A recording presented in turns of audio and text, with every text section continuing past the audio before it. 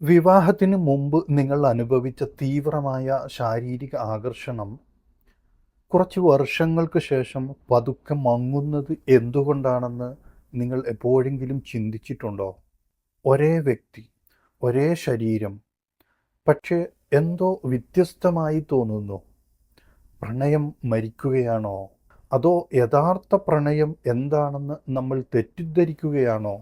ഇന്ന് ശാരീരിക അടുപ്പത്തിൻ്റെ ശാസ്ത്രവും ആകർഷണം, ആഗ്രഹം, ആത്മാർത്ഥ സ്നേഹം എന്നിവയെക്കുറിച്ച് പുരാതന ജ്ഞാനം എന്താണ് പറയുന്നതെന്നും നമുക്ക് പരിശോധിക്കാം. നമസ്കാരം. ഇൻറ്റിമേറ്റ് ഇൻസൈറ്റ്സിലേക്ക് വീണ്ടും സ്വാഗതം.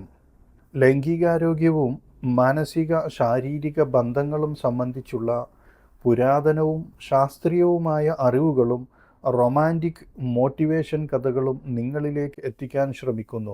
നിങ്ങൾക്ക് ഇതുപോലുള്ള അറിവുകൾ നഷ്ടപ്പെടാതിരിക്കണമെങ്കിൽ ആദ്യമായിട്ട് ഈ വീഡിയോ കാണുന്നവർ ചാനൽ സബ്സ്ക്രൈബ് ചെയ്യുകയും ബെല്ലൈക്കൺ അമർത്തുകയും ചെയ്യുക. ഈ വീഡിയോയിൽ വിവാഹ ജീവിതത്തിൽ ശാരീരിക ആകർഷണം കുറയുന്നത് എന്തുകൊണ്ടാണെന്ന് രണ്ട് ശക്തമായ കോണുകളിൽ നിന്ന് നമ്മൾ മനസ്സിലാക്കാൻ പോകുന്നു. ആദ്യം അടുപ്പത്തിൻ്റെയും വൈകാരിക അകൽച്ചയുടെയും ശാസ്ത്രം എന്താണെന്ന് നോക്കാം. രണ്ടാമതായി ശരീരത്തിനപ്പുറമുള്ള സ്നേഹത്തിനെക്കുറിച്ചുള്ള സ്വാമി വിവേകാനന്ദൻ്റെ ആത്മീയ ജ്ഞാനം എന്താണെന്ന് നോക്കാം. കാരണം ഒരുപക്ഷെ ആകർഷണം അപ്രത്യക്ഷമാകില്ല, ഒരുപക്ഷെ അത് രൂപാന്തരപ്പെട്ടേക്കാം. എങ്ങനെയെന്ന് നമുക്ക് മനസ്സിലാക്കാം. വേഗത്തിൽ മനസ്സിലാക്കുന്നതിന് വേണ്ടി ഇതിനെ ഞാൻ 4 ഭാഗമായി വേർതിരിച്ചു വിവരിക്കാം. ആദ്യത്തെ ഭാഗം, ശാരീരിക ആകർഷണം മങ്ങുന്നത് എന്തുകൊണ്ടാണെന്ന് ശാസ്ത്രീയ വീക്ഷണത്തിൽ നോക്കാം. ഒരു ബന്ധത്തിൻ്റെ തുടക്കത്തിൽ നിങ്ങളുടെ തലച്ചോറിൽ ഡോപ്പമൈൻ നിറഞ്ഞിരിക്കുന്നു. ഡോപ്പമൈൻ ആവേശം, ആസക്തി, ആശ്ചര്യം, ഫാൻറ്റസി എന്നിവ സൃഷ്ടിക്കുന്നു. നിങ്ങൾ ആ വ്യക്തിയെക്കുറിച്ച് നിരന്തരം ചിന്തിക്കുന്നു. നിങ്ങൾക്ക് ചിത്രശലഭങ്ങൾ പോലെ തോന്നുന്നു. നിങ്ങൾ രണ്ടുപേരും ഒരുമിച്ച് സന്തോഷത്തോടെ പാറിപ്പറന്ന് നടക്കുന്നതായി സങ്കല്പിക്കുന്നു.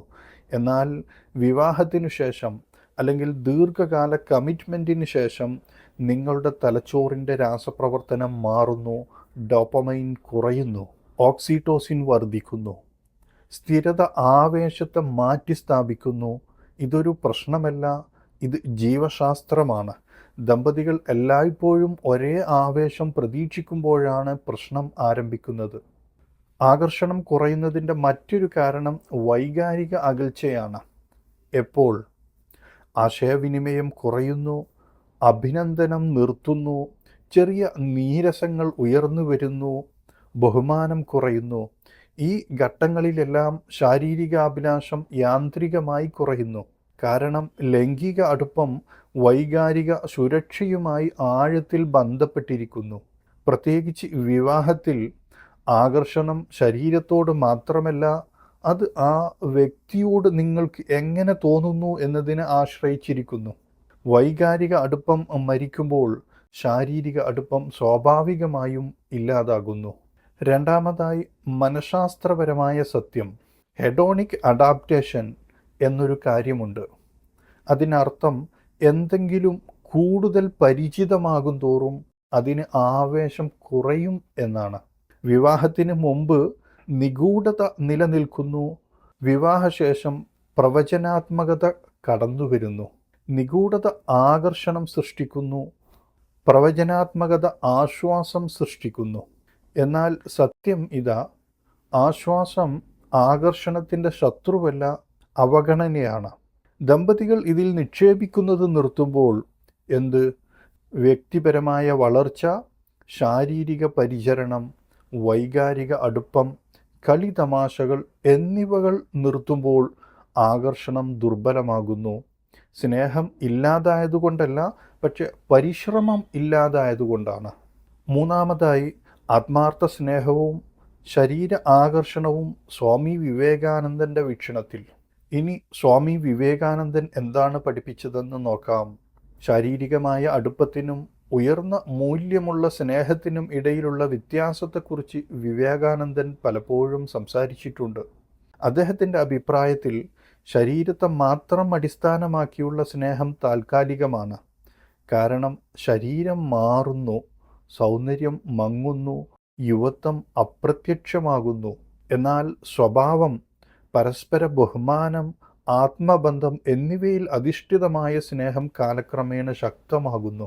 യഥാർത്ഥ സ്നേഹം കൈവശപ്പെടുത്തലല്ലെന്ന് അദ്ദേഹം വിശ്വസിച്ചു. അത് വളർച്ചയാണ്. ശാരീരിക ആകർഷണത്തെ മാത്രം അടിസ്ഥാനമാക്കിയുള്ളതാണ് വിവാഹമെങ്കിൽ ആകർഷണം കുറയുമ്പോൾ അത് തകരും. എന്നാൽ അത് പങ്കിട്ട മൂല്യങ്ങൾ, ഉദ്ദേശ്യം, പരസ്പര ഉന്നമനം എന്നിവയെ അടിസ്ഥാനമാക്കിയുള്ളതാണെങ്കിൽ അപ്പോൾ ശാരീരിക ആകർഷണം വളരെ വലിയ ഒരു ബന്ധത്തിൻ്റെ ഒരു ചെറിയ ഭാഗമായി മാറുന്നു. അദ്ദേഹം ഒരിക്കലും ശാരീരിക ആകർഷണത്തെ നിഷേധിച്ചിട്ടില്ല. പക്ഷേ അത് അടിസ്ഥാനമാക്കരുതെന്ന് അദ്ദേഹം നമ്മെ ഓർമ്മിപ്പിച്ചു. കാരണം അടിത്തറകൾ ചർമ്മത്തേക്കാൾ ശക്തമായിരിക്കണം. നാലാമതായി, ദമ്പതികൾ എന്തു ചെയ്യണമെന്ന് നോക്കാം.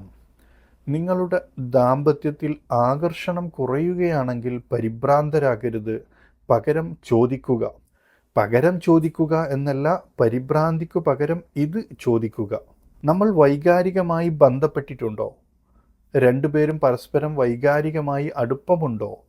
രണ്ടുപേരും ഇപ്പോഴും പരസ്പരം ബഹുമാനിക്കുകയും മൂല്യം കൽപ്പിക്കുകയും ചെയ്യുന്നുണ്ടോ? രണ്ടുപേരും ഒരുമിച്ച് വളരുന്നുണ്ടോ?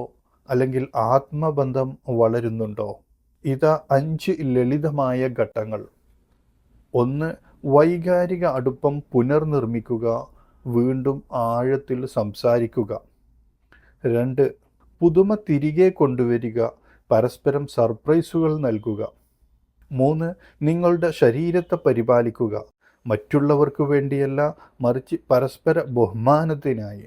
4. നീരസം കുറക്കുക, ബോധപൂർവം ക്ഷമിക്കുക. 5. ആത്മീയമായോ ബുദ്ധിപരമായോ ഒരുമിച്ച് വളരുക. വൈകാരിക അടുപ്പം വർദ്ധിക്കുമ്പോൾ ശാരീരിക ആകർഷണം പലപ്പോഴും സ്വാഭാവികമായി തിരിച്ചു വരുന്നു. കാരണം ആകർഷണം വെറും ദൃശ്യമല്ല, അത് ഊർജ്ജസ്വലമാണ്. ആകർഷണം കുറയുന്നത് പ്രണയത്തിൻ്റെ അവസാനമല്ല, ആവേശത്തിൽ നിന്ന് പക്വതയിലേക്കുള്ള പരിവർത്തനമാണിത്.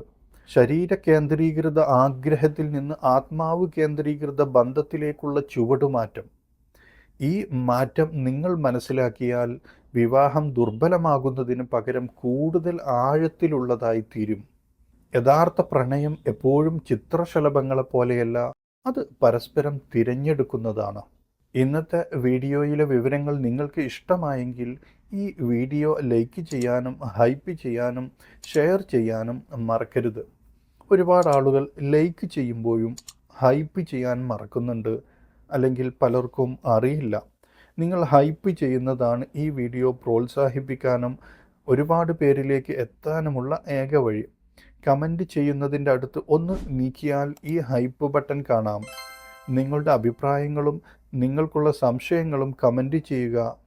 ഇതുപോലുള്ള കൂടുതൽ വീഡിയോകൾക്കായി ഇൻറ്റിമേറ്റ് ഇൻസൈറ്റ്സ് സബ്സ്ക്രൈബ് ചെയ്യാനും മറക്കരുത്.